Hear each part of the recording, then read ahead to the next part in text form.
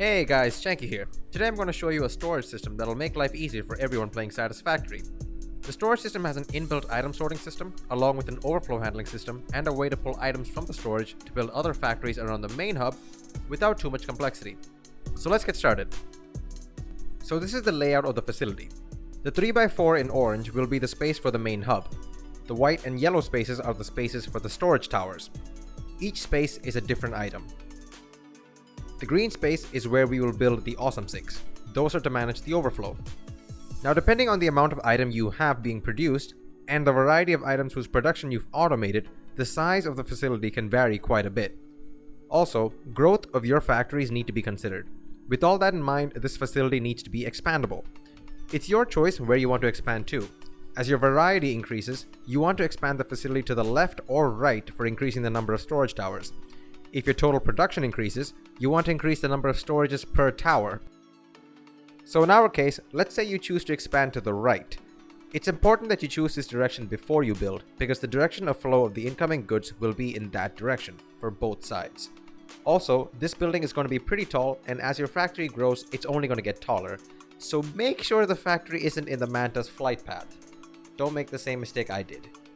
Now, notice the layout here. These spaces between the storages and the outer walls need to be kept. I built the walls so you can see it easier. These three white spaces are to show the front of the building, which means if you're expanding to the right in this picture, it means you're expanding towards the back of the building. If you choose to expand to the left, then the front of the building will be on the other side. Or in other words, however you place the building, the expansion will be towards the back and up, and the direction of flow of goods into the building will be from the front to the back, as you can see down here. For simplicity's sake, I'm going to call the storage unit a 1 and the industrial storage unit a 2. Alright, to start the first storage tower, place a 1 at the end of the foundation facing you. Then another 1, 2, 1, 2, 1, 2. Each storage has to be alternating in directions. Then connect the storages together using lifts.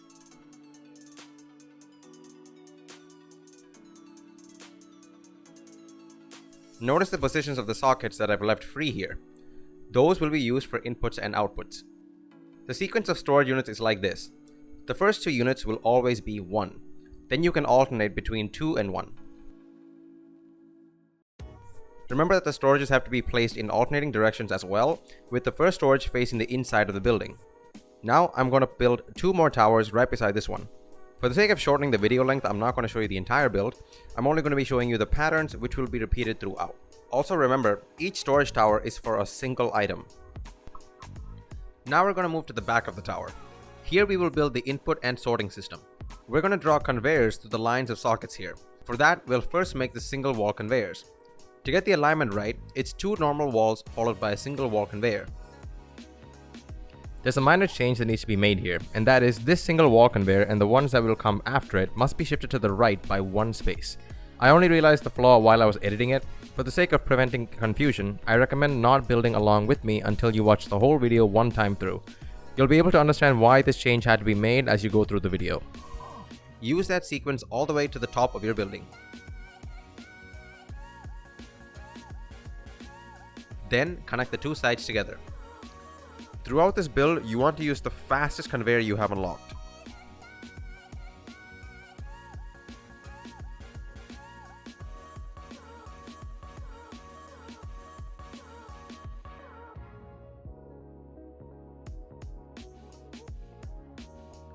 From there, you want to place smart splitters in line with the sockets on the conveyors. To make sure it's aligned, line up the blue and orange arrows. Do this for every socket in the back.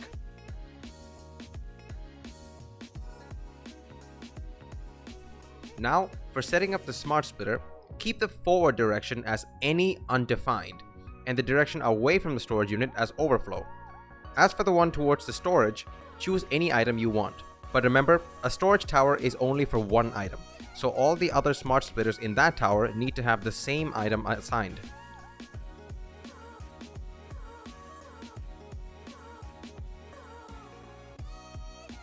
Connect the splitters to the storages. So what's happening here is the items that need to move into the storage will get pushed in. All the rest that hasn't been defined will go forwards. Now we already have a problem. Items in the tower flow down, which means after a while this storage unit will be completely filled. At that point, this splitter won't be able to feed it anymore. So to make sure the items don't go to waste, we need to take the rest of those items and send it to the next line so it can keep filling the storage. This is why I kept an overflow setting. Since the item of choice can't go back to the main line because the item is already defined, it has to go through the overflow, which will take it to the next line. For this, we're going to place a merger behind the smart splitter on the next line. Try to keep it as close to the splitter as you can without clipping. Then I'm going to place another one right above that. From the merger, place a lift going down to the left. No need to extend it.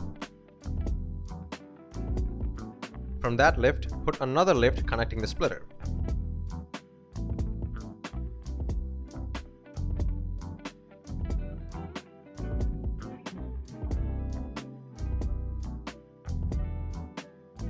Now just add mergers between all the other splitters and connect them up.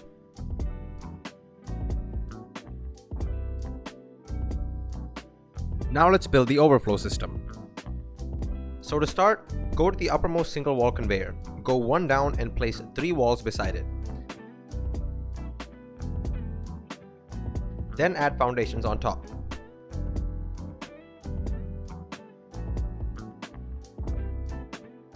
Next, we're going to place walls on the outside of this.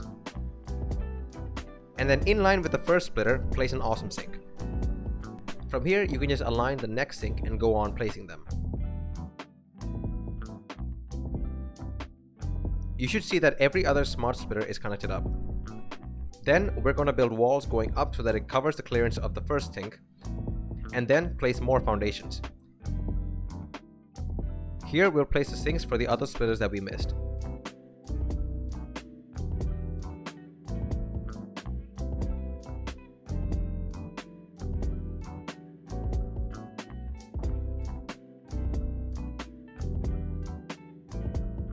Place 3 walls beside the single wall conveyors.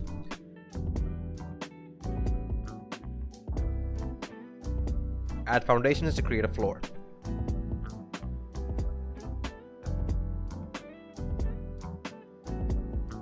Then in the front, we're going to place 2 walls so that we're aligned with a single wall conveyor in the back, and then make foundations beside the output sockets.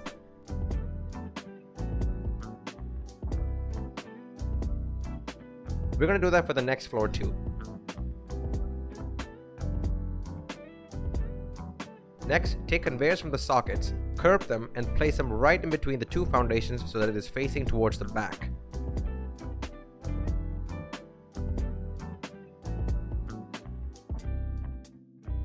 Now we're going to extend them to the back.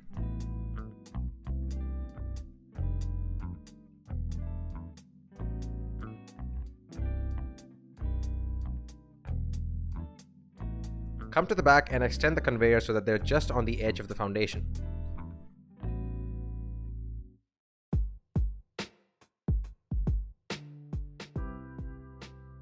From here, you can take the items and use it in other factories. If you have automated more items, then you can easily make more complicated high-tier items right outside your main hub without having to move items around too much. In my case, I have a train system that brings all of my items to my main base. Items travel through a series of conveyors stacked on each other. The number of these conveyors are equal to the number of input conveyor lines you have inside your base. In my case, I have 4 inside. Therefore, I have 4 outside that is connected directly with the ones inside. Remember, you can only allow a specific amount of items on each conveyor depending on the mark you have unlocked. I have mark 4 conveyors, so that's 480 per conveyor. To show you what I mean, let's take a look at this factory. It produces 120 rods, 120 screws, and 100 iron plates per minute, which is a total of 340 items. Other than that, I also have concrete being produced at 45 per minute, reinforced iron plates at 18, and rotors at 12 per minute. So that's a total of 415 items, which is well under the max of 480 items per minute. If you exceed the limit, then the items are going to start backing up, which will lead to a drop in efficiency of the factories that are connected to this. If the number of items exceed the limit of the conveyor, then you will have to connect that part to the next belt while keeping the same rule. If the total number of items you have exceed the total number of items that belts can carry altogether, then it's time to increase the height of the towers and add more belts. Which brings us to upgrading our base. When it comes to upgrading the base, there's a few ways you can do this. One way is to increase the conveyor level. Here I'm using Mark 4 conveyors. So to upgrade everything to Mark 5, I'll first need to remove all the lifts and then remove all the mergers for every line. And this is where I noticed the flaw of this design. The problem is, the belts I use to connect the splitters to the storage are Mark 4. Since they're so close together, there's no way I can access them to upgrade it, which is why the whole thing needs to be shifted one space away so that there's enough space to make the adjustments. From here, I can upgrade all the belts and lifts to Mark 5,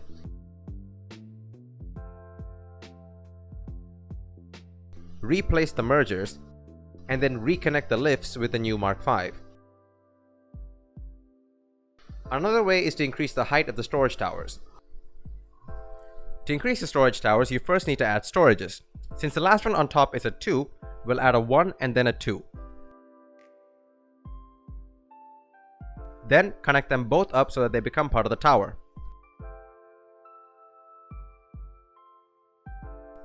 After that, add the single conveyor wall to attach the main belt.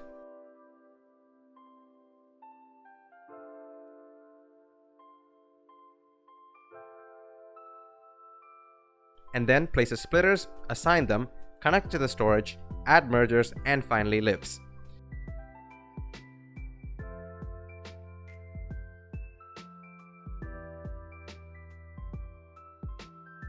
Now I need to remove both floors of sinks and then move them up to the top so that they can be connected to the top conveyor again.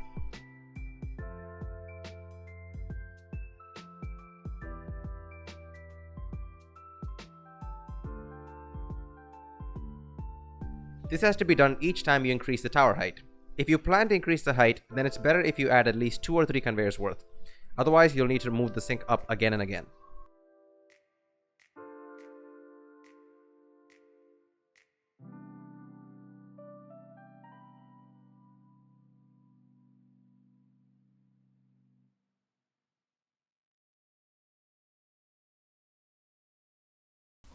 If you have any questions about the build, don't hesitate to comment down below. Other than that, thank you so much for watching. If you're new around here, consider subscribing.